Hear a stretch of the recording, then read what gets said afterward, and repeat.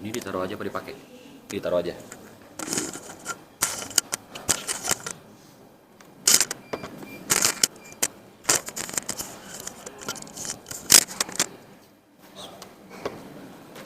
Assalamualaikum warahmatullahi wabarakatuh.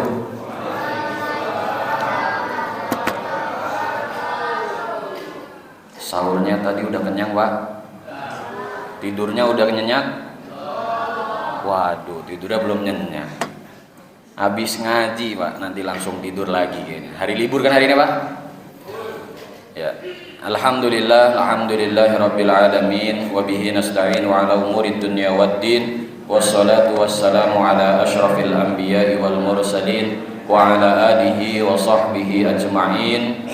Amma ba'du, rabbana zidna ilma warzuqna fahma, rabbi syrah li sadri wa yassir li amri wahlul 'uqdatam min lisani yafqahu qawli. Subhanaka la ilma lana illa ma 'allamtana innaka antal alimul hakim. Yang kami hormati segenap pengurus Masjid Al-Hidayah, hafidhakumullah wa ra'akum. Terima kasih atas kesempatan serta waktunya yang telah diberikan kepada kami Lembaga Filantropi Badan Wakaf Al-Quran untuk menjalankan kegiatan kami, yaitu safari dakwah. Sekaligus nanti sebelum kami tutup kajian, kami juga ingin mengajak para hadirin untuk berbagi kebaikan, berbagi manfaat dengan berwakaf Al-Quran di lembaga kami BWA. Yang kami hormati pula para ulama, para asatid, serta tokoh masyarakat yang hadir pada kesempatan kali ini, dan juga para hadirin yang insya Allah kita semua adalah penghuni surganya Allah Subhanahu wa ta'ala. Amin, amin ya rabbal alamin. Hadirin rahimakumullah, semoga kehadiran kita di masjid ini dalam rangka menunaikan sholat subuh dilanjutkan dengan menghadiri majelis ilmu, kita diberikan oleh Allah anugerah, diberikan oleh Allah pahala, yang mana ketika kita menghadiri majelis ilmu di bulan Ramadan, satu langkah kaki kita dari rumah, Allah nilai pahalanya seperti ibadah 1 tahun. Sebagaimana Rasulullah sallallahu alaihi wasallam bersabda, "Man hadara majlisal ilmi fi Ramadan, katabahullahu lahu ta'ala bi kulli qadamin ibadata sanah." Barang siapa orang yang hadir di majelis ilmu di bulan Ramadan, maka Allah akan tuliskan, akan Allah catatkan baginya setiap 1 langkah ibadah selama 1 tahun. Bapak-bapak tadi dari rumah berapa langkah, Pak? Ada yang pernah ngitung? Besok-besok kalau ada kajian subuh lagi dihitung berapa langkah, berarti pahala yang didapatkan berapa banyak.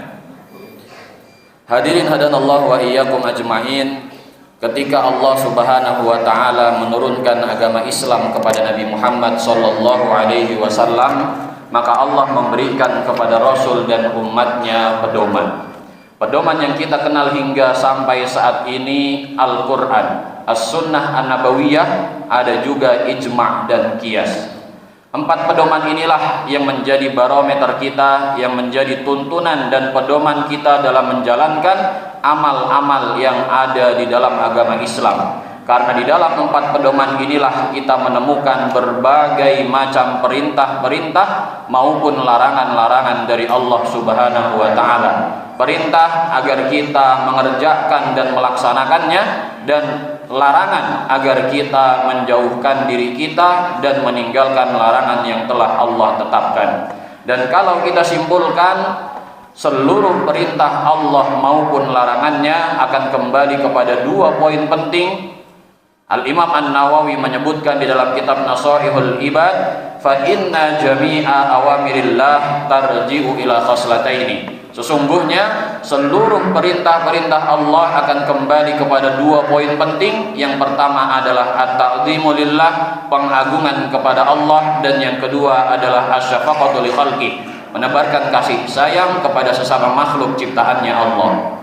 Perkataan Al-Imam An-Nawawi ini adalah implementasi dari sabda Rasulullah sallallahu alaihi wasallam. Beliau bersabda, "Khoslatani la syai'a afdalu minhuma." Ada 2 perkara yang tidak dapat mengungguli keutamaannya, Yang pertama adalah al-imanu billah, beriman kepada Allah, dan yang kedua adalah wan naf'u bil muslimina, menebarkan manfaat kepada sesama muslim lainnya secara khusus dan kepada seluruh umat manusia secara umumnya, bahkan kepada hewan sekalipun.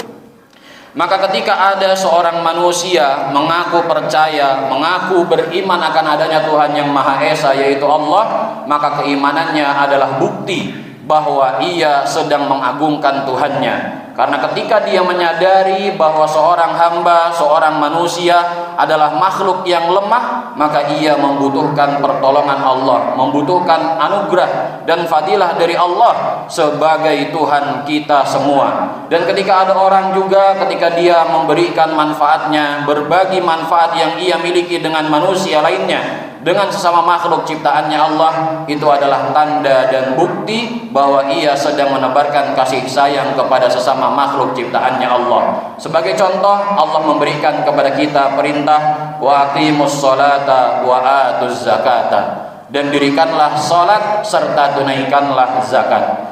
Ketika kita memahami di dalam ayat ini terdapat dua perintah, yaitu penunaian salat dan pelaksanaan zakat. Di dalam syariat perintah salat, Allah sedang ingin mengajarkan kepada kita hamba-hambanya bahwa ketika kita melaksanakan salat sebagai bentuk taat atas perintah Allah, di situ juga Allah mengajarkan bahwa di dalam salat itulah Allah mengajarkan kepada kita bahwa salat adalah bukti, adalah tanda ketika hamba itu sedang mengagungkan Tuhannya, karena ia sadar dia tidaklah bisa melakukan apa-apa kecuali dengan bantuan dan pertolongan Allah Subhanahu wa taala. Maka salat adalah cara Allah agar hambanya memohon kepadanya, menjadikan Allah sebagai Tuhannya. Karena di dalam salat ada satu gerakan yang kita tidak akan pernah lakukan sebagai bentuk penghormatan kepadanya, sebagai bentuk pengagungan kepada manusia manapun, yaitu gerakan sujud. Mau ada orang yang paling mulia kedudukannya, mau ada orang yang paling kaya hartanya, atau mau ada orang yang paling tinggi jabatannya, kita tidak akan menghormatinya dan mengagungkannya sampai sujud. Tetapi ketika kita salat, sadar tidak sadar, suka tidak suka, Allah memaksa kita untuk meletakkan kepala kita di atas tanah sebagai bentuk penghambaan, sebagai bentuk pengagungan seorang hamba kepada Tuhannya. Dan di dalam ayat ini Allah gandengkan perintah salat dengan perintah untuk menunaikan zakat. Ketika Allah memberikan syariat zakat, ketika ada orang manusia melaksanakan zakat, Allah juga ingin mengajarkan bahwa di dalam zakat ada kasih sayang yang harus disebarkan oleh seorang manusia kepada manusia lainnya. Karena Allah mentakdirkan tidak semua manusia di muka bumi ini Allah takdirkan menjadi hambanya yang ghani. Maka hamba yang ghani, hamba yang kaya, ketika dia sadar bahwa harta yang ia miliki tidak 100% miliknya sepenuhnya, maka ia akan mengeluarkan sebagian hartanya di jalan Allah dalam bentuk infak, dalam bentuk sedekah, dalam bentuk zakat maupun wakaf, sebagai bentuk kasih sayang kepada mereka yang Allah takdirkan fakir. Oleh karenanya para hadirin, pada hakikatnya perintah Allah maupun larangan Allah adalah cara agar kita bisa mendapatkan kebahagiaan baik di dunia maupun di akhirat. Karena kebahagiaan manusia itu tergantung bagaimana kita beriman kepada Allah dan bagaimana kita beramal soleh. Al-Imam Asy-Syarqawi menerangkan di dalam Syarhul Hikam, fa innal insana syai'ani, ruhun wa jasadun. Sesungguhnya manusia itu terdiri dari dua unsur, unsur jasad dan unsur ruh. Maka untuk bahagia, kata kunci yang pertama adalah cukupi kebutuhan dua unsur manusia tersebut. Kalau yang membutuhkan kebutuhan adalah unsur jasad, maka kita cukupilah kebutuhannya. Kalau yang membutuhkan kebutuhan adalah unsur ruh, maka kita cukupi kebutuhannya. Maka kata kunci yang kedua adalah memenuhi kebutuhan atau pemenuhan kebutuhan unsur manusia hanya bisa dipenuhi oleh unsur yang sejenis. Jasad kita berasal dari tanah, maka kebutuhannya bisa dipenuhi oleh apapun yang ada di muka bumi ini. Jasad kita lapar, kita bisa makan. Makanan kita ambil dari hewan-hewanan, dari tumbuh-tumbuhan. Tubuh kita haus, kita ambil air minum dari mata air yang ada di muka bumi ini. Tubuh kita lelah, kita bisa istirahat. Istirahat di atas kasur. Kasur terbuat dari kapuk atau dari kapas atau dari apapun yang bisa diambil dari muka bumi ini. Rumah kita dibuat dari tembok, dibuat dari kayu, yang mana asal muasal semua itu material tersebut berasal dari muka bumi ini. Lalu ketika yang bermasalah atau yang membutuhkan kebutuhan itu adalah ruh, maka kita harus tahu dari mana ruh kita berasal. Ruh kita semua itu berasal dari ruhnya Allah, maka yang mampu memenuhi kebutuhan ruh dan hati adalah Allah Subhanahu wa ta'ala. Maka beriman dan beramal saleh adalah cara agar kita mendapatkan kebahagiaan baik di dunia maupun di akhirat. Kalau kita memiliki harta, memiliki mobil, memiliki tahta yang tinggi, apakah kita sudah termasuk orang yang bahagia? Bapak-bapak punya mobil nih, punya mobil, bahagia nggak Pak? Betul, jawabannya belum tentu. Kalaupun bahagia, bahagianya sifatnya sementara. Kalau mobilnya hilang, mobilnya lecet, bahagianya masih ada atau kesel? Kesel, bahkan sedih. Maka yang dimaksudkan atau yang bahagia yang dimaksudkan oleh Allah dan Rasulnya yang harus didapatkan dan diraih oleh setiap muslim dan mukmin bukanlah kebahagiaan karena materi dunia, tapi kebahagiaan abadi, kebahagiaan hakiki yang harus didapatkan dan diraih oleh setiap muslim dan mukmin adalah masuk ke dalam surganya Allah Subhanahu wa ta'ala. Dan kunci untuk mendapatkan surga Allah cuma dua: beriman dan beramal soleh. Sebagaimana Allah Subhanahu wa ta'ala memberikan begitu banyak ayat-ayat yang mengaitkan antara keimanan dan amal soleh yang pahalanya adalah surga. Di antaranya di dalam surat An-Nisa ayat 57 Allah Subhanahu wa ta'ala berfirman, walladzina amanu wa amilus solihat sanudkhiluhum jannatin tajri min tahtihal anhar khalidina fiha abada. Adapun orang-orang yang beriman dan mengerjakan amal-amal soleh, maka kelak kami akan masukkan mereka ke dalam surga-surga yang mengalir di bawahnya sungai-sungai. Khalidina fiha abada. Mereka kekal di dalamnya selama-lamanya. Maka kalau kita sudah masuk surga, insya Allah bahagianya abadi selama-lamanya. Oleh karenanya hadirin rahimakumullah, hal yang paling pertama, amalan yang paling utama yang harus kita jaga dan harus kita perjuangkan sepanjang hidup kita adalah al-imanu billah, beriman kepada Allah. Allah memberikan kepada kita perintah di dalam surat An-Nisa ayat 136, ya ayyuhalladzina amanu aminu billahi wa rasulih. Wahai orang-orang yang beriman, berimanlah kamu kepada Allah dan Rasulnya. Pak, ada orangnya ini? Ada? Ruhnya di sini? Takutnya ruhnya masih ketinggalan di atas kasur, masih pengen tidur. Di dalam ayat ini yang Allah sedang seru siapa Pak? Yang tadi ayat Quran yang kami sebutkan barusan, ya ayyuhalladzina amanu aminu billahi wa rasulih. Siapa yang lagi Allah seru? Siapa yang lagi Allah ajak ngobrol? Orang-orang beriman. Apa seruan yang Allah berikan kepada mereka? Apa obrolan yang Allah berikan kepada mereka?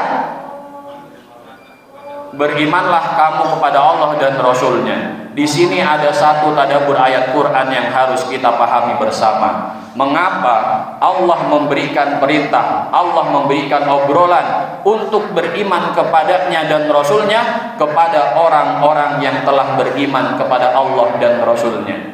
Kalau bahasa anak sekarangnya, kalau nanya kayak gini, kenapa sih Allah tuh masih nyuruh kita beriman padahal kita sudah beriman sama Allah? Kenapa? Di dalam kitab tafsir Jalalain dijelaskan, Al-Imam Jalaluddin As-Suyuti beliau menerangkan maksud dari ayat ini adalah ya ayyuhalladzina amanu aminu billahi wa rasulih aidawimu 'alal iman. Jadi maksud dari wahai orang-orang yang beriman, berimanlah kamu kepada Allah dan Rasulnya, maksudnya adalah jagalah iman kita semua, terus meneruslah kita dalam keimanan. Karena memang fakta dan realita yang kita saksikan, ada orang yang awalnya lahir dalam keadaan muslim, di pertengahan hidupnya murtad, lalu mati dalam keadaan kafir. Ada Pak? Banyak apa sedikit? Oleh karenanya keimanan yang kita miliki saat ini harus kita jaga, harus kita rawat, dan harus kita tingkatkan hari demi hari sehingga keimanan yang kita miliki menjadi keimanan yang sempurna. Sebagaimana doa yang diantaranya sering kita panjatkan adalah Allahumma inna nas'aluka imanan kamilan wa yakinan shadiqan, dan seterusnya. Ya Allah, kami memohon kepadamu, kami meminta kepadamu keimanan yang sempurna dan keyakinan yang baik, keyakinan yang tulus. Atau di sholat tarawih, biasanya setelah sholat tarawih itu ada doa kamilin, betul ya? Doa yang paling pertama dipanjatkan Allahumma ja'alna bil imani kamilin. Ya Allah, jadikanlah kami dengan keimanan orang-orang yang sempurna imannya. Oleh karenanya para hadirin, Imam sahabat Ali radhiyallahu anhu pernah mengingatkan, pernah berkata dan dicantumkan di dalam kitab Nasaihul Ibad, inna min na'imid dunya yakfikal islamu nikmatan. Sesungguhnya sebagian dari nikmat dunia cukuplah Islam, cukuplah iman sebagai sebaik-baik nikmat yang bisa kamu dapatkan. Karena ketika keimanan kita hilang, keimanan kita copot, syarat yang paling utama untuk mendapatkan surga kita tidak bisa raih, maka kita tidak akan bisa masuk ke dalam surga. Karena kalaupun ada orang beramal soleh tapi dia tidak beriman, maka sia-sialah amal soleh yang ia kerjakan. Maka iman adalah fondasi utama, syarat utama untuk mendapatkan surganya Allah. Namun sayangnya kadangkala keimanan kita itu suka bertambah, keimanan kita sedang kuat, kadangkala juga keimanan kita sedang menurun. Kapan dia bertambah? Yazidu bitta'ah. Keimanan kita rasanya bertambah, rasanya kuat kalau kita lagi senang beribadah, lagi suka beribadah, lagi suka taat kepada Allah. Tetapi keimanan kita akan menurun, keimanan kita rasanya kok lemah, rasanya kok turun. Kapan dia turun? Wa yanqusu bil ma'siyah, dan dia keimanan akan berkurang ketika kita tergelincir, ketika kita melakukan amal-amal maksiat. Maka kalau misalkan para hadirin, contoh sudah terbiasa untuk sholat subuh berjamaah di masjid setiap harinya, sehari, 2 hari, 3 hari bolong, untuk sholat berjamaah lagi susah atau gampang? Susah. Kenapa? Karena ketika dia bangun sholat subuh 3:30, misalkan dia udah pasang alarm 3:30, ada yang bisikin, subuhnya masih sejam lagi, enak tidur lagi. Ada yang bisikin kayak gitu? Kelihatan gak orangnya? Kalau nggak kelihatan berarti setan, kalau kelihatan berarti nggak enak pengen bilang pasangannya. Ya, jam 4 bangun lagi, ternyata masih ada yang bisikin lagi, subuhnya masih setengah jam lagi, tidur lagi. Bangun sebenarnya sebelum subuh masih bangun, 4:20 bangun, masih ada yang bisikin lagi, subuhnya masih 10 menit lah, enak tidur lagi. Akhirnya tidur lagi, bangun jam 6, jam 7, akhirnya jadinya sholat subuh plus duha. Gitulah kurang lebih, karena memang di dalam jiwa kita Allah ciptakan kecondongan untuk berbuat baik dan kecondongan untuk berbuat buruk. Fa'alhamaha fujuraha wa taqwaha, qad aflaha man zakkaha wa qad khaba man dassaha. Maka ketika kita tahu bahwa diri kita juga ada kecondongan untuk berbuat baik, untuk berbuat buruk, maka Allah mengatakan, Allah berfirman, maka sungguh beruntung orang-orang yang mensucikan dirinya dan sungguh merugi orang-orang yang mengotori jiwanya. Kita kalau misalkan berusaha untuk mensucikan diri dengan terus berjamaah bersama orang-orang yang suka dalam kebersamaan taat kepada Allah, maka insya Allah kita akan semangat untuk melaksanakan amal-amal taat. Tapi untuk melakukan amal maksiat, kita tidak perlu jamaah, sendiri pun bisa. Karena di dalam jiwa kita, di dalam diri kita ada dua yang mendorong kita melaksanakan atau jatuh dalam dosa dan maksiat. Ada setan, ada hawa nafsu. Kalau di Ramadan setannya lagi dibelenggu, berarti di bulan Ramadan itulah bulan jati diri kita. Apakah kita menjadi hamba Allah atau kita menjadi hambanya hawa nafsu? Karena setan gak bisa disalahin kalau di Ramadan. Orang setan dibelenggu, maka gak boleh nyalain setan, nanti setan nuntut kita. Orang saya lagi dibelenggu disalah-salahin, ini setan yang bisikin, padahal hawa nafsunya. Nah, contoh juga Pak, contoh nih, kalau misalkan kita lagi, jangan berbicara tentang yang maksiat, hal yang mubah, yang kadang suka membuat kita malas beribadah. Bapak-bapak suka nonton bola, betul? Indonesia kapan main? Nah, gak ada yang tahu. Jam berapa Pak? Jam 4 sore. Indonesia main kan jam 4 sore. Nonton bola nih, nonton bola. Kira-kira berapa jam paling cepat? 2 jam. Itu kalau nonton di TV. Kalau datang ke stadion, nonton langsung. 4 jam 5 jam sebelum pertandingan udah datang, ngantri masuk ke stadion. Nah, nonton bola hukum awalnya mubah, boleh-boleh aja. Tapi banyak orang ketika nonton bola lalai dengan sholatnya, menunda-nunda sholatnya. Akhirnya yang tadinya hukumnya mubah jadi haram karena dia berdosa meninggalkan sholatnya tadi. Nah, tapi kalau misalkan bapak-bapak ngaji, hadir dalam majelis ilmu, biasanya kalau kajian paling lama berapa jam? Ada yang kajian 2 jam? Nggak ada. Kajian paling lama setahu saya 1 jam. Tapi rasa-rasanya nih, perasaannya, ngaji 1 jam sama nonton bola 2 jam lebih cepat mana? Nonton bola tiba-tiba udah 90 menit udah mau habis, tapi giliran ngaji baru 10 menit 20 menit, ini ngaji lama banget belum selesai. Ustadznya ngomongnya lama banget gak selesai. Itulah kira-kira karena ketika kita sedang melaksanakan amal taat, ujian dan rintangannya kita harus mengalahkan bisikan setan dan kita juga harus mengalahkan bisikan hawa nafsu. Oleh karenanya para hadirin, marilah kita memahami bersama apa itu yang dimaksudkan dengan keimanan. Di antaranya Al-Imam Asy-Syafi'i menerangkan, innal imana qaulun wa amalun wa niyyatun. Sesungguhnya keimanan itu adalah ucapan, perbuatan dan keyakinan hati. La yajzi'u wahidun min ats-tsalatsati 'anil akhar, yang tidak bisa terpisah satu bagian dengan bagian lainnya. Maka ketika ada orang mengaku beriman, mengaku percaya akan adanya Tuhan yang Maha Esa yaitu Allah, maka ia harus mengucapkan 2 kalimat syahadat dengan lisannya, meyakini di dalam hatinya bahwasanya Allah adalah satu-satunya Tuhan, satu-satunya Tuhan yang patut disembah, satu-satunya Tuhan yang patut dijadikan tempat pertolongan, satu-satunya Tuhan yang patut dijadikan tempat bersandar dan sebagainya,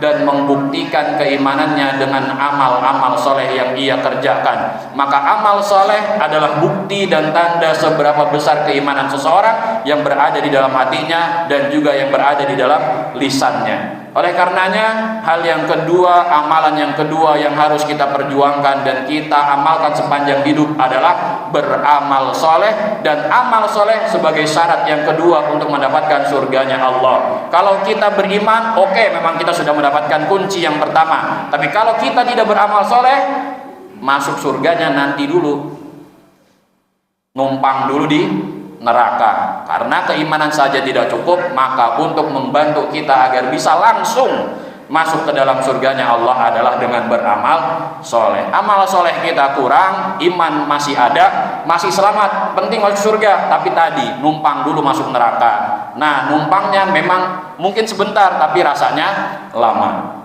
Dan amal soleh itu banyak bentuknya. Sholat kita, puasa kita, zakat kita, infak kita, sedekah kita, wakaf kita, haji umroh kita, itu adalah amal-amal soleh. Namun yang kita ingin bahas pada kesempatan kali ini adalah beramal soleh dengan menjadi manusia yang bermanfaat. Karena Rasulullah SAW bersabda, ahabbun nasi ilallahi ta'ala anfa'uhum linnas. Hamba yang paling dicintai oleh Allah adalah mereka yang paling bermanfaat bagi manusia lainnya. Dan bagaimana cara globalnya menjadi manusia yang bermanfaat? Wa ahabbul a'mali idkhalus sururi ala qalbil mu'min. Dan amal yang paling dicintai adalah memasukkan rasa gembira, memasukkan rasa senang ke dalam hati seorang mukmin. Kalau misalkan kita melihat ada orang kelaparan di tengah jalan, kemudian kita bercanda sama dia, senda gurau dengan dia, kalau bahasa sekarangnya mungkin stand up komedi di depan dia, itu orang kelaparan bahagia dan seneng nggak dengan candaan kita? Tidak. Malah bisa jadi kita akan dibilang bercanda ente nggak lucu. Orang lagi lapar malah bercanda, nggak lucu ente. Tapi kalau misalkan kita ketemu orang lagi lapar, kita kasih duit 1 juta, 1 juta nih, bahagia nggak dia? Bahagianya biasa aja, bahagia banget. Bahagia banget. Anak-anak kalau tiba-tiba dikasih 1 juta juga bahagia kan? Mau dikasih 1 juta apa dikasih makanan 1 kotak? 1 juta bisa beli berapa kotak gitu. Jadi yang dimaksudkan dengan memasukkan rasa senang, memasukkan rasa bahagia bukan hanya sekedar dengan canda tawa kita, senda gurau kita, stand up komedi yang kita lakukan, tetapi membantu hajat orang lain sesuai dengan kebutuhan yang ia rasakan saat itu. Ada orang lapar, kita kasih makan. Ada orang punya utang, kita bantu bayarin utangnya. Ada orang punya masalah hidup, curhat, konsultasi ke kita dengarkan ceritanya, kita bantu kasih solusinya. Maka Imam An-Nawawi menerangkan setidaknya untuk menjadi manusia yang bermanfaat bisa dengan 4 cara. Wan nafu bil muslimina ay bil maqali au bil jahi au bil mali au bil badan. Menjadi manusia yang bermanfaat bisa dengan maqal, ucapan atau lisan kita. Bisa juga dengan jah. Jah bisa diartikan sebagai pangkat, jabatan, kekuasaan atau wewenang. Yang ketiga dengan mal, harta yang kita miliki, dan yang keempat dengan badan, anggota badan kita itu sendiri atau tenaga yang kita miliki. Contoh, Allah memberikan perintah ketika kita menjadi manusia yang bermanfaat dengan maqal atau lisan kita. Di dalam surat Al-Asr Allah berfirman, wal asri innal insana lafi khusrin illa alladziina amanu wa 'amilus shalihati wa tawassaw bil haqq wa tawassaw bis sabr. Di dalam surat Al-Asr ada penjelasan bahwa akan ada orang-orang yang merugi kecuali 3 golongan: orang-orang yang beriman, orang-orang yang mengerjakan amal saleh, dan orang-orang yang saling menasehati dalam kebaikan, saling berwasiat dalam kebaikan dan kesabaran. Ketika kita menyadari betul bahwa salat adalah kewajiban setiap muslim, orang yang tidak salat akan masuk ke dalam neraka sakor, maka ketika kita melihat saudara kita, kerabat kita, keluarga kita, teman kita, sahabat kita, dia muslim kok belum mau salat, kita ajak dia untuk salat. Bro, akhi, sis, dan sebagainya, ayolah salat. Salat itu penting loh, salat itu tiang agama loh. Dengan lisan yang tadi kita ucapkan, ajakan tadi. Nah, kira-kira ngajak orang untuk sholat susah atau gampang? Secara praktek susah, secara teori ngajak gitu dong, ayo sholat, itu gampang, tinggal ngomong. Masalahnya untuk ngomong kayak tadi membutuhkan keberanian atau membutuhkan timbal balasan yang baik gitu. Karena ketika kita ngingetin orang untuk melakukan kebaikan, ada orang yang tersinggung. Kalau bahasanya tuh mungkin, lu ngapain ngurusin urusan hidup gua, sholat gua, puasa gua, zakat gua, dosa gua, pahala gua, ngapain lu ngurusin hidup gua? Ada yang ngomong kayak gitu? Gaplok aja yang ngomong kayak gitu, kalau berani gitu kan. Nah, tapi tidak masalah ketika kita sudah berani atau sudah peduli dengan urusan orang lain, karena kita ingin menjadi manusia yang bermanfaat, karena kita sadar betul bahwa di dalam Islam harus ada amalan yang dikerjakan sebagai bentuk taat, dan ada juga perintah yang harus ada, dan ada juga larangan yang harus kita hindari. Maka ketika kita berani untuk al-amru bil ma'ruf wan nahyu anil munkar, ketika orang tersebut diajak kemudian dia melaksanakan kebaikan tadi, maka kita mendapatkan pahala yang semisal seperti orang mengerjakannya. Kalaupun dia tidak mengerjakan apa yang kita ajak, kita sudah mendapatkan satu pahala yang sempurna. Maka ketika kita mengajak orang lain untuk sholat, setidaknya pahala yang kita bisa dapatkan adalah 20, karena 10 untuk sholat yang kita lakukan untuk diri sendiri, dan 10 lagi kiriman dari orang yang kita ajak untuk sholat. Sebagaimana sabda Rasulullah, man dalla ala khairin falahu mithlu ajri fa'ili. Barang siapa orang yang menunjukkan kepada kebaikan, maka baginya pahala yang semisal orang yang mengerjakannya. Dan yang kedua, menjadi manusia yang bermanfaat bisa dengan jah. Jah tadi bisa diartikan sebagai kekuasaan, wewenang, atau pangkat. Allah Subhanahu wa taala berfirman, memberikan kepada kita perintah, ya ayyuhalladzina amanu kunu qawwamina lillah syuhada'a bil qist. Wahai orang-orang yang beriman, jadilah kamu penegak kebenaran karena Allah dan saksi-saksi yang bertindak dengan adil. Pertanyaannya adalah, bagaimana kita bisa menjadi penegak kebenaran karena Allah kalau kita tidak punya wewenang, kalau kita tidak punya jabatan, kalau kita tidak punya pangkat di antara manusia? Contoh tadi, ketika kita mengingatkan orang lain dan kita tidak punya wewenang, tidak punya jabatan, ngingetin orang lain untuk sholat, ada orang yang tersinggung karena kita ajak, karena kita bukan siapa-siapa. Tetapi ketika kita memiliki wewenang, ketika kita memiliki jabatan, kita bisa maksa dia. Karena kalau dia tidak mau dengan ajakan kita, entah gajinya yang kita kurangin, entah pesangonnya yang kita kurangin, maka mau tidak mau orang tersebut akan melaksanakan sholat. Contoh atau gambaran betapa dahsyatnya atau betapa kuatnya wewenang yang bisa dimiliki oleh seorang manusia adalah ketika ada kasus pembegalan di berita TV yang pernah kita lihat. Ada satu kasus di mana ketika sang pembegal ingin merampok, ingin merampas harta dari korban begal, lalu korban begal tadi membela diri sehingga sang pembegal tadi mati. Berita yang kita lihat kemarin-kemarin yang kena pasal, yang terjerat hukum, korban begal atau pembegal? Korban begal. Padahal awalnya dia pengen membela diri supaya hartanya nggak diambil. Bahkan bisa aja dia yang mati kalau dia nggak bela diri. Nah, tapi kalau misalkan korban begal tadi nelpon polisi lalu datang, pasti pembegal tadi kabur. Ketika kabur ditembak sama polisi, ternyata tembakannya membuat sang pembegal tadi mati.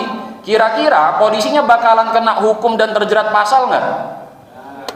Kenapa enggak? Karena dia memiliki wewenang untuk menegakkan dan mengamankan ketertiban masyarakat yang berada di sekitarnya. Itulah contoh betapa kuatnya dan betapa dahsyatnya wewenang yang kita miliki. Dan saya juga memiliki satu contoh, Pak, ketika saya pergi ke Malang ke suatu kafe restoran namanya Lafayette. Di situ fakta yang saya lihat yang pertama adalah ketika para pengunjungnya ingin memasuki wilayah kafe restoran tersebut, seluruh pengunjungnya harus menggunakan pakaian yang sopan. Nggak boleh pakai pakaian yang bahannya kurang. Jadi nggak boleh yang perempuan memakai pakaian yang nggak punya lengan, pakai celana yang cuma sampai di atas lutut dan sebagainya, karena mungkin pemiliknya tahu ketika ada orang berkunjung ke kafe dan restorannya dengan memakai pakaian yang kurang dapat menimbulkan atau membangkitkan syahwat orang yang melihatnya, maka dia buat peraturan untuk tidak boleh memasuki kafe restoran ini kecuali memakai pakaian yang sopan. Kalaupun tidak bawa, disediain penutup untuk dirinya. Mau orang muslim, mau orang non muslim, kalau mau masuk kafe harus memakai pakaian yang sopan. Fakta yang pertama. Fakta yang kedua, ketika waktu azan atau waktu sholat tiba, di dalam kafe itu dikumandangkan azan. Setelah azan dikumandangkan, ada nasihat untuk ajakan sholat. Orang Islam, orang beriman, kalau mau sukses harus sholat. Jadi pengunjung yang tadinya mungkin di situ pengen menunda sholat, pengen sholatnya nanti-nanti atau nggak mau sholat bahkan sekalipun, karena nasihat tadi, wah harus sholat nih, akhirnya jadi mau sholat. Fakta yang ketiga, ketika saya turun untuk sholat di musolanya rame dan kebanyakan yang sholat adalah para pegawainya. Saya perhatikan kok banyak juga pegawainya yang sholat. Ternyata setelah mereka sholat selesai zikir, mereka fingerprint. Absen, ternyata sholatnya ada absennya ya. Semua pegawainya absen, berarti pemilik restoran ini sadar betul dan memahami betul bahwa tanggung jawab dia sebagai bos atau sebagai pemilik kafe tersebut tidak hanya memikirkan karyawan ataupun orang-orang yang berada di lingkungannya kafe tersebut, bukan hanya sekedar urusan dunianya yang dijaga, tetapi urusan akhiratnya juga harus dijaga. Kenapa tadi para pegawainya mau nggak mau harus sholat berjamaah, harus absen? Karena kalau nggak dibuat kayak gitu, ya udah yang mau sholat, yang enggak. Tapi kalau misalkan dibuat absen, ada yang bolong, bisa jadi gajinya dipotong. Akhirnya mau tidak mau pegawainya sholat berjamaah dan juga mau sholat di tepat waktunya. Karena memang yang namanya kekuasaan, yang namanya wewenang, yang namanya jabatan itu bisa memaksa orang-orang yang berada di bawah wilayahnya, di bawah kekuasaannya, di bawah wewenangnya. Dan mohon maaf, kebanyakan dari kita, kebanyakan dari manusia kurang peduli dan kurang memahami perintah Allah, lebih peduli perintah pemerintah. Contoh, kenapa kok ada orang yang lebih peduli perintah pemerintah atau lebih paham perintah pemerintah? Bapak-bapak kalau belanja di supermarket, pernah nggak nawar di supermarket? Terus kalau kita lihat struknya, itu ada PPN. Pernah nggak kita nggak mau bayar PPN-nya?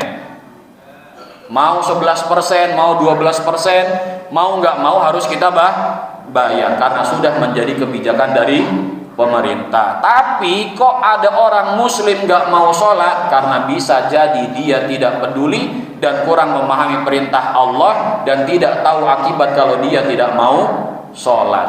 Kalau orang tahu, kalau orang peduli dan paham akan perintah Allah, dia akan mengerjakan segala yang diperintahkan, dan apapun yang dilarang akan dijauhi dan ditinggalkan olehnya. Dan memang untuk menjadi pemimpin yang adil, memimpin orang-orang yang berada di bawahnya dengan baik, urusan dunia juga dipikirkan, urusan akhiratnya juga dipikirkan, itu berat, namun pahala dan fadilah yang bisa diraih juga besar. Di antaranya ketika hari kiamat banyak orang tenggelam karena keringatnya sendiri, kecuali 7 golongan. Dan yang paling pertama disebutkan oleh Rasulullah adalah al-imamul adil. Sab'atun yudhilluhumullahu yawma la dhilla illa dhilluh. Yang paling pertama adalah al-imamul adil, pemimpin yang adil.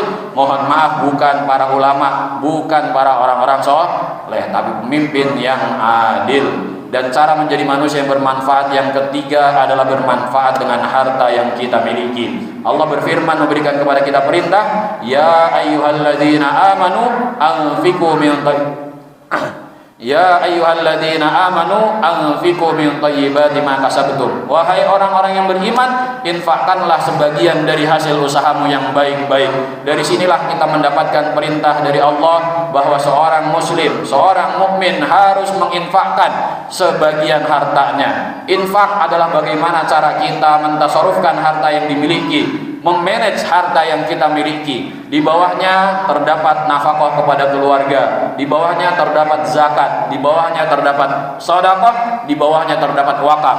Maka infak sifatnya wajib, zakat sifatnya wajib, sedekah dan wakaf sifatnya sunnah. Yang wajib harus kita tunaikan, yang sedekah dan wakaf sunnah dalam rangka mengambil pahala dan meraih pahala sebanyak-banyaknya dari Allah Subhanahu wa taala. Karena ketika kita beramal, ketika kita menjadi manusia yang bermanfaat dengan harta yang kita miliki, maka pahala yang bisa kita raih, yang kita dapatkan paling kecilnya adalah 700 kali lipat dari apa yang kita infakkan, dari apa yang kita keluarkan dari harta yang kita miliki. Dan dari 4 amalan harta tadi ada 1 amalan yang ketika kita telah meninggal, Allah terus akan alirkan pahalanya ke dalam rekening akhirat kita, yaitu pahala sedekah jariyah. Atau para ulama juga menafsirkan makna dari sedekah jariyah adalah wakaf. Rasulullah bersabda, "Idza mata ibnu Adama in qata'a anhu 'amaluhu illa min thalathatin, illa min shadaqatin jariyah aw ilmin yuntafa'u bihi aw waladin salihin yad'u lah." Ketika anak Adam manusia meninggal, maka terputuslah seluruh amalnya kecuali 3. Yang pertama adalah sedekah jariyah, yang kedua adalah ilmu yang diambil manfaatnya, yang ketiga adalah anak soleh yang mendoakan kedua orang tuanya. Dan terakhir, menjadi manusia yang bermanfaat bisa dengan anggota badan kita itu sendiri atau tenaga yang kita miliki. Rasulullah memberikan kita 1 gambaran tentang bukti atau cabang keimanan. Beliau bersabda, al-imanu bid'un wa sab'una syu'batan aw sittun wa sab'una syu'batan fa afdaluha qawlu la ilaha illallah wa adnaha imatatul adha 'anit tariqi.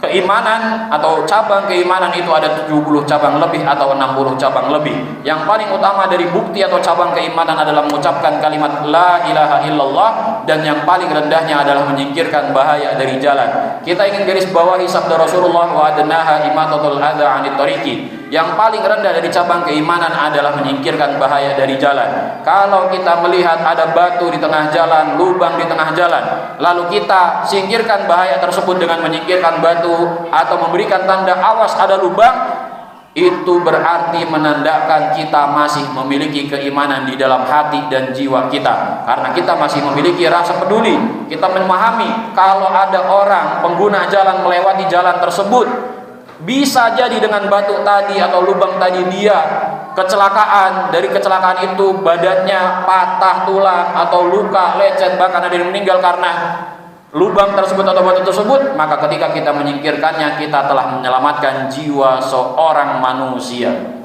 jiwa satu orang manusia. Maka untuk menyingkirkan bahaya tadi, kita tidak perlu membutuhkan biaya yang besar, tenaga yang banyak, cukup kepedulian yang ada di dalam hati dan jiwa kita. Maka ketika kita berhasil atau mau dan peduli untuk menyingkirkan bahaya, keimanan di dalam diri masih ada. Kalau tidak peduli, berarti patut dipertanyakan keimanannya. Karena sabda Rasulullah, yang paling rendah dari cabang keimanan adalah menyingkirkan bahaya dari jalan. Tidak ada yang lebih rendah daripada itu.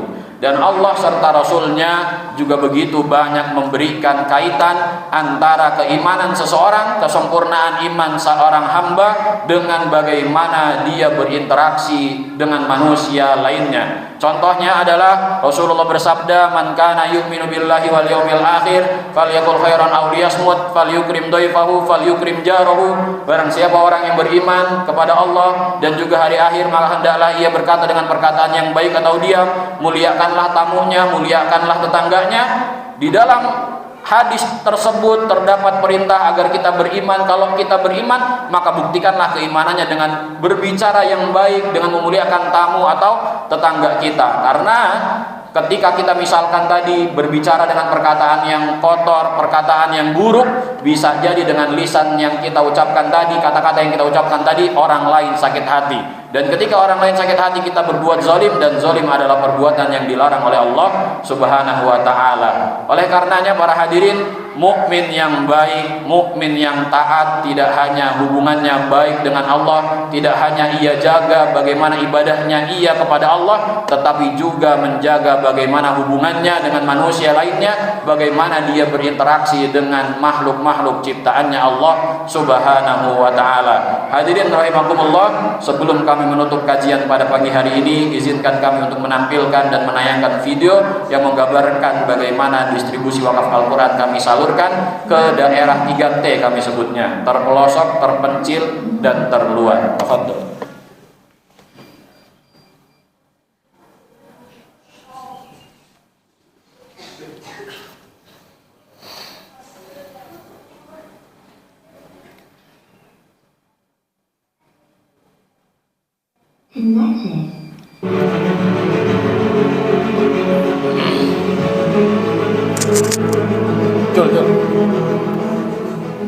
Khairum man ba'al Quran wa 'allamahu.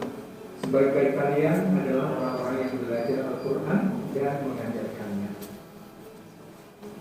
Bisa kita bayangkan jika Al-Quran wakaf ini harus diantar ke pulau dan terkecil di pelosok negeri kita ini. Namun semua kesulitan tersebut akan terbayar saat melihat kebahagiaan yang terpancar dari saudara-saudara kita yang menerima Al-Quran wakaf ini.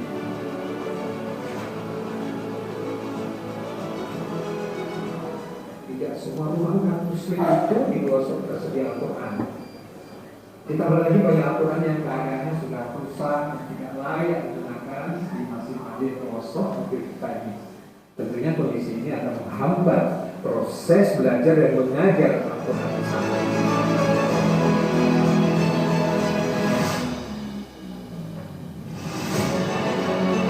Alat transportasi yang kita gunakan ini namanya molek, akan naik ke sini, naik molek beserta Al-Quran yang akan kita berikan di sana. Perjalanan kurang lebih selama 5 jam sampai 8 jam. Jadi kita akan berganti molek karena jalur yang menuju ke Lembong Tanda yang longsor. Kenapa nggak mereka pikirkan untuk buat jalan, transportasi ke depan, kan seperti itu. Lembong Tanda ini terabaikan.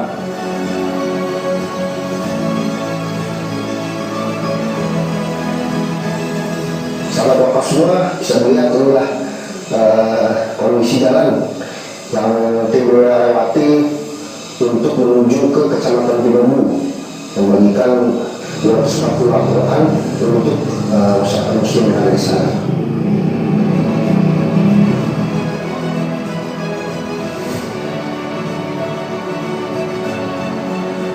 Hari ini kita melakukan perjalanan pertama dalam mendistribusikan Al-Quran wakaf BWA untuk Sulawesi Tenggara. Perjalanan ini menggunakan kapal daun nelayan NTT bertolak dari Adonara, dan titik pertama yang akan kita distribusikan yaitu di Pulau Batu Atas, Provinsi Sulawesi Tenggara. Jarak dari Adonara ke Pulau Batu Atas hampir 150 mil, ya, jadi kurang lebih 24 jam perjalanan. Kenapa Pulau Batu Atas yang didistribusi? Karena memang ini pulau terluar dari Provinsi Sulawesi Tenggara dan berbatasan dengan Provinsi Nusa Tenggara Timur. Tentu bisa dibayangkan pulau terpencil terluar yang jarang dikunjungi orang, ini dihadiri oleh BWA karena terpanggil dan sudah bisa dipastikan betapa sulitnya di pulau itu untuk mengakses Al-Quran.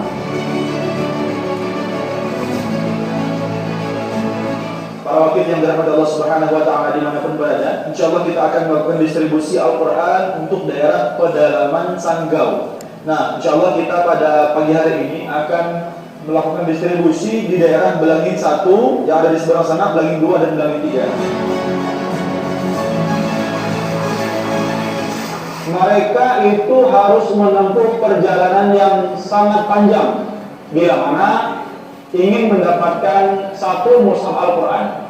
Bahwasanya mereka harus mengeluarkan biaya sebesar Rp700.000 untuk mendapatkan Al-Quran. Ketika kita datang ke sana kemudian menghantarkan Al-Quran tersebut, maka mereka sangat bersyukur sekali. Alhamdulillah selama kurang lebih sekitar 1 pekan lebih ditemani oleh tim dari Badan Wakaf Al-Quran yang datang dari pusat langsung ke Maluku. Kami melakukan proses distribusi dari desa ke desa, majelis taklim, TPQ maupun masjid-masjid di beberapa pulau. Alhamdulillah tercapai target distribusi Al-Quran di Kepulauan Dula maupun Kepulauan K kecil hingga Kepulauan K besar. Dan Alhamdulillah kami telah melakukan distribusi dari ujung utara Pulau K sampai ke ujung selatan Pulau K. Alhamdulillah mulai dari desa Tamedan sampai ke Uf dan Mak.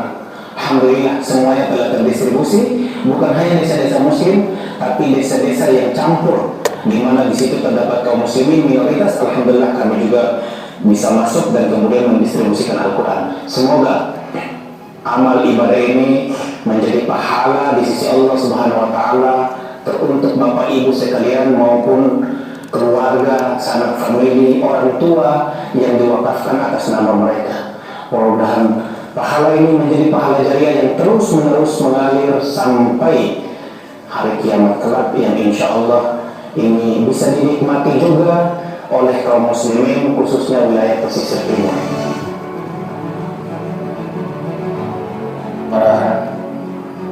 Para hadirin rahimahullah, pada kesempatan kali ini juga izinkan kami untuk mengajak para hadirin untuk berbagi kebaikan, berbagi manfaat dengan berwakaf Al-Quran di Badan Wakaf Al-Quran ini.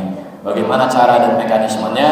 Ketika para hadirin ingin ikut berwakaf Al-Quran, satu mushaf Al-Quran nilai wakafnya adalah Rp150.000. Rp150.000 ini untuk pengadaan Al-Quran itu sendiri, pendistribusiannya dan juga pembinaannya. Setelah kami sampaikan dan salurkan wakaf dari para wakifin, kami tetap menjaga dan membina saudara-saudara kita yang berada di 3T tadi dengan asatid yang berada di daerah-daerah tersebut.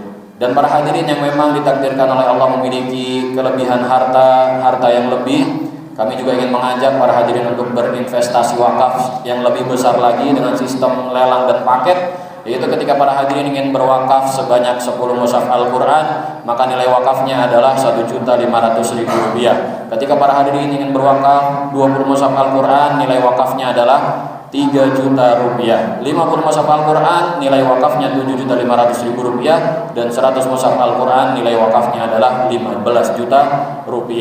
Namun pada hakikatnya berapapun nominal yang disampaikan dan disalurkan oleh para hadirin akan kami salurkan dengan sebaik-baiknya ke saudara-saudara kita yang memang membutuhkannya. Brosurnya sudah kami sampaikan, sudah kami bagikan, bisa dilihat. Kalau para hadirin ingin berwakaf saat ini juga, hari ini juga dengan cash, dengan uang tunai, bisa langsung dimasukkan uang tersebut di dalam brosur yang sudah disampaikan. Dan jangan lupa untuk mencatatkan nama wakifnya. Jadi nilai pahalanya ingin dialirkan ke siapa? Satu mushaf Al-Quran, satu orang. Karena nanti wakifnya akan kami cantumkan di dalam Al-Quran wakaf tersebut.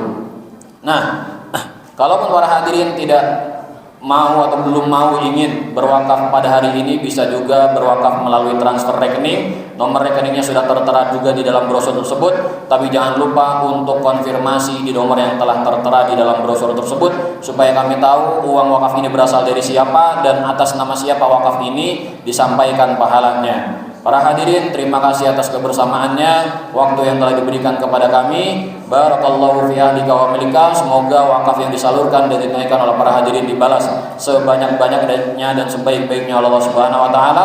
Mohon maaf atas segala hal yang kurang berkenan. Wabillahi taufiq wal hidayah war ridha wal inayah. Wassalamualaikum warahmatullahi wabarakatuh.